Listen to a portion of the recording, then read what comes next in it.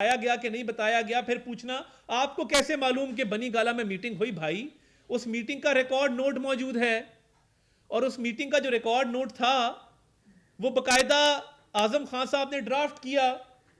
तो ये जो सिलसिला चल पड़ा है कि एक तरफ एक लाडले को लॉन्च करने के लिए एक वजीर आजम को बेटे से तनख्वाह ना लेने पर निकाला जाता है और झूठे केसेस बनाए जाते हैं, तो दूसरी तरफ वही लाडला साइफर का जुर्म करे तो उसे मासूम कहा जाता है। उसके खिलाफ नाकाबिले तरदीद सबूत हो, उसके खिलाफ वीडियो मौजूद हो जिसमें वो खुद साइफर लहरा रहा है, उस वीडियो को झुटलाया जाता है, उससे साइफर गुम जाता है, साइफर के गुमने को तस्लीम नहीं किया जाता। अमरीकी साजिश का बयानिया घड़ने से लेकर नहीं अमेरिका ने किया, नहीं बाजवा ने किया, नहीं मैंने खुद किया बाजवे के कहने पे किया, नहीं अमेरिका ने गिराई थी, नहीं मोहसिन नकवी ने गिराई थी, नहीं मैंने गिराई थी, नहीं बाजवा ने गिराई थी, नहीं फिर अमेरिका ने गिराई थी।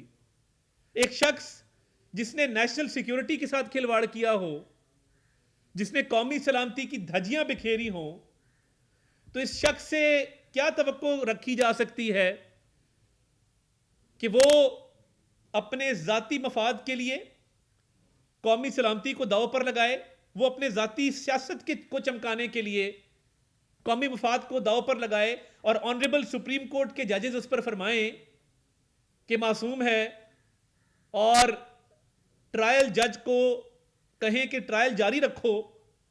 मगर हमारी फाइंडिंग ये है, अब साइफर का केस एक ओपन एंड शट केस है जिसमें साइफर पब्लिकली लहराया गया, साइफर के जो कंटेंट्स थे उसको तोड़ मड़ोड़ के पेश किया गया।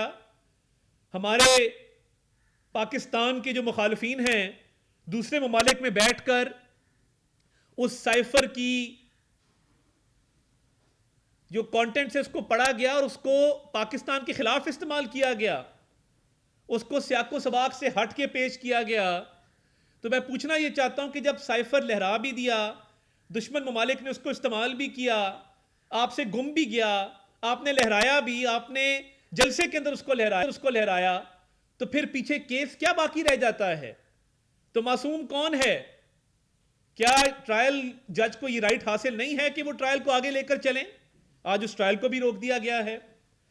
और किसी और जमात ने अगर यह काम किया होता इंट्रा पार्टी इलेक्शन वाला, तो मैं पूछता कि आज उसके पास उसका निशान मौजूद होता कि ना होता। इंट्रा पार्टी इलेक्शन के हवाले से बड़ा क्लियर है कि आपने कानून की कवायद और ज़वाबित की खिलाफ वर्जी की, और आपने ना पार्टी का आइन मंजूर करवाया, ना आपने इलेक्शन के हवाले से जो लवाजमात थे उनको पूरा किया। तो इसके बावजूद एक के बाद एक फैसला जो है वो आपके हक में आता है। यानी जब नवाज शरीफ के खिलाफ पार्टी चेयरमैनशिप से हटाने का मामला आया, तो ये लेवल प्लेइंग फील्ड का रोना रोने वाली तहरीक इंसाफ उस वक्त उस केस में मुद्दई थी। हमारे सेनेटर्स ने बगैर निशान के, बगैर पार्टी टिकट के इलेक्शन लड़ा था। तो नून लीग का निशान लिया जाए तो वो जायज है, और तहरीक इंसाफ का निशान लिया जाए तो वो नाजायज है। क्या इंट्रा पार्टी इलेक्शन के हवाले से इलेक्शन कमीशन के कवानीन मौजूद नहीं हैं? क्या इंट्रा पार्टी इलेक्शन के हवाले से जो राइजुल वक्त कानून है जिसके अंदर यह दर्ज है कि आपने इलेक्शन किसी ना किसी ज़ाब्ते के तहत कराना है, और इलेक्शन के अंदर आपने तमाम उन लोगों को मुतला करना है जो इलेक्शन में हिस्सा लेना चाहते हैं कि इलेक्शन फलां मुकर्ररा वक्त पर, फलां जगह पर, फलां तारीख को होगा। आपने वो भी लवाजमात पूरे नहीं किए, और जब इलेक्शन कमीशन ने पूछा कि क्या आपने पार्टी का आइन मंजूर करवाया है, तो आपके पास जवाब कोई नहीं था, क्योंकि पार्टी का जो आपने आइन बनाया आपने वो इलेक्शन कमीशन से उसकी मंजूरी नहीं ली। अब जब आप इलेक्शन कमीशन से मंजूरी नहीं लेंगे और पार्टी का आइन गैर मंजूर शुदा होगा जिसके तहत आप इलेक्शन करवाएंगे और फिर भी आपके खिलाफ फैसला ना दिया जाए, यह कैसे हो सकता है? यानी आप स्याह करें सफेद करें, आपको पूछने वाला कोई नहीं है। और क्या किसी एक सूबे की हाई कोर्ट के पास यह इख्तियार है कि वो पूरे इलेक्शन कमीशन का, फुल कमीशन के फैसले को पूरे पाकिस्तान में मुअत्तल कर दे? और ये पेशावर हाई कोर्ट के जज साहब कामरान मियां खेल साहब के कजन हैं जो पीटीआई से उम्मीदवार हैं और बाकायदा पीटीआई के मेंबर हैं, शोएब नासिर खान मियां खेल और बाबर खान मियां खेल। ये कामरान मियां खेल साहब पेशावर हाई कोर्ट के वो जज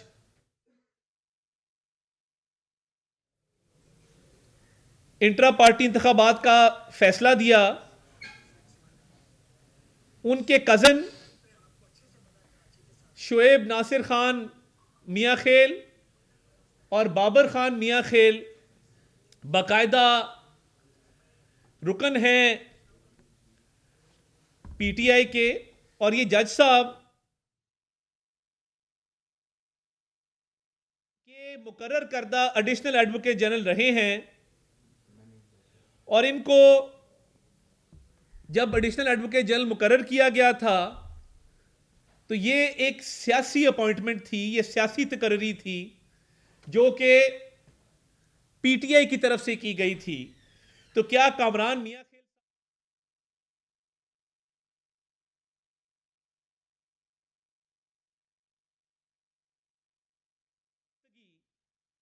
बिल्कुल क्लियर है और सबको पता है कि वो ना सिर्फ पीटीआई के रुकन हैं, उनके फैमिली मेंबर्स बाकायदा पीटीआई में शामिल हैं। तो फिर इन जज साहब ने इस केस को सुनने से माजरत क्यों ना की? यानी गजब खुदा का, आपको पीटीआई की सियासी हुकूमत ने, एक पॉलिटिकल गवर्नमेंट ने सूबा खैबर पख्तूनख्वा में एडिशनल एडवोकेट जनरल लगाया हो, आपके कजन्स पीटीआई से इलेक्शन के अंदर उम्मीदवार हों, बाकायदा पीटीआई के मेंबर्स हों, और आप इंट्रा पार्टी इलेक्शन का केस सुने। आपको तो चाहिए था कि इंसाफ के तकाजे पूरे करने के लिए कहते कि मेरी फैमिली मेंबर्स पीटीआई की बाकायदा मेंबरशिप। लाहौर में लीगी रहनुमा अता तारड़ इस वक्त प्रेस कॉन्फ्रेंस कर रहे हैं। उनका कहना है जेल में लाडले को कहा गया कि इलेक्शन मुहिम चलाएं, साइफर केस के ट्रायल को भी रोका गया। एक तरफ लाडले को लॉन्च करने के लिए मुंतखब वजीर आजम को निकाला जाता है, दूसरी तरफ साइफर लहराने वाले को मासूम करार दिया जाता है।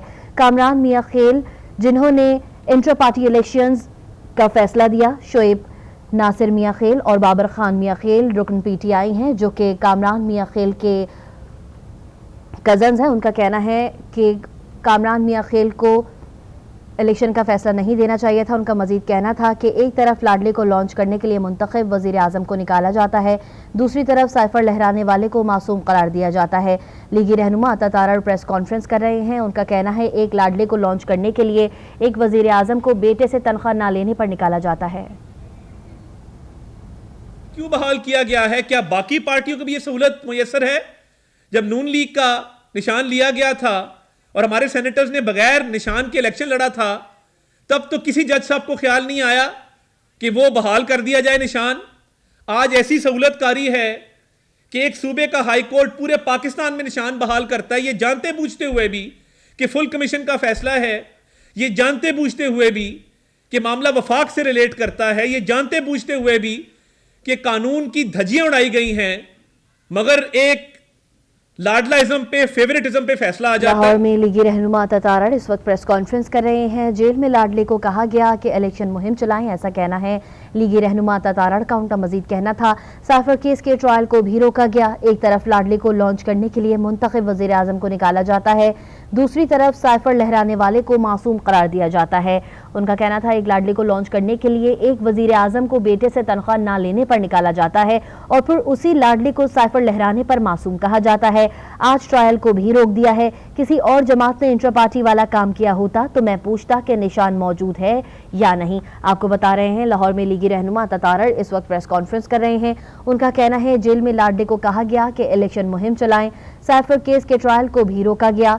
एक तरफ लाडली को लॉन्च करने के लिए मुंतखब वजीर आजम को निकाला जाता है, दूसरी तरफ साइफर लहराने वाले को मासूम करार दिया जाता है। उनका कहना था एक लाडली को लॉन्च करने के लिए एक वजीर आजम को बेटे से तनख्वाह ना लेने पर निकाला जाता है और फिर उसी लाडली को साइफर लहराने पर मासूम कहा जाता है। आज ट्रायल को भी रोक दिया गया है। किसी और जमात ने इंट्रा पार्टी वाला काम किया होता तो मैं पूछता कि निशान मौजूद है या नहीं। आपको बता रहे हैं लीगी रहनुमा अता तारड़ इस वक्त प्रेस कॉन्फ्रेंस कर रहे हैं।